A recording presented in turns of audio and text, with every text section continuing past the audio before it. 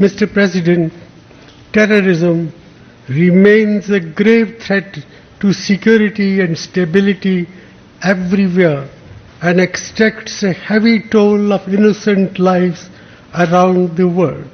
From Africa to Asia, we have seen several manifestations of this menace in the last few days alone.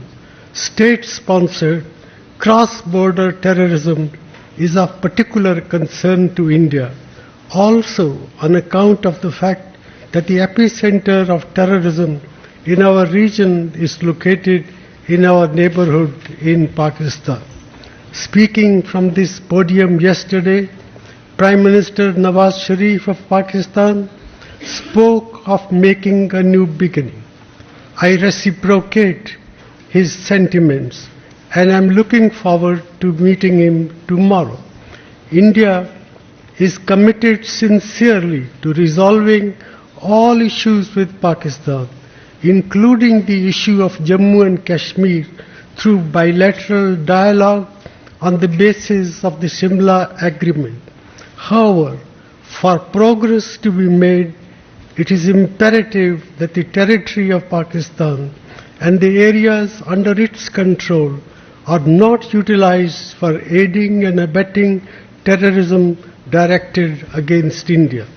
It is equally important that the terrorist machinery that draws its sustenance from Pakistan be shut down.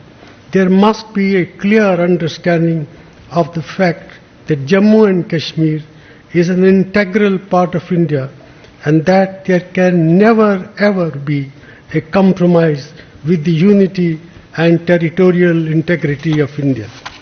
Mr. President, we need to renew our commitment, especially here at the United Nations, for concerted, cohesive and continuing global action against terrorism.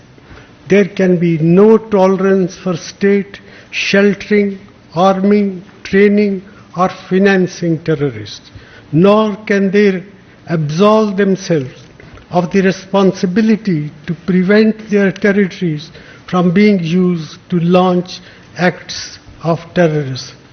Mr. President, the increasingly complex challenges to international peace and security require a new international consensus to be built, whether it is in the field of cyber security, non-proliferation or terrorism.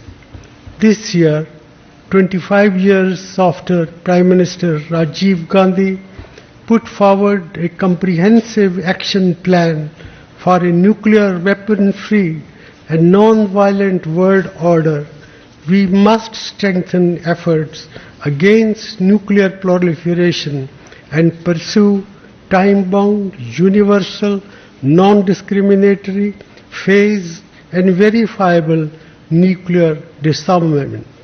We must also guard against terrorists and non-state actors gaining access to sensitive materials and technologies. Mr. President, 2 years from now, the United Nations will be 70 years old. Every new state that was born during this period of 70 years took its place in this assembly, not just with pride, but also with hope.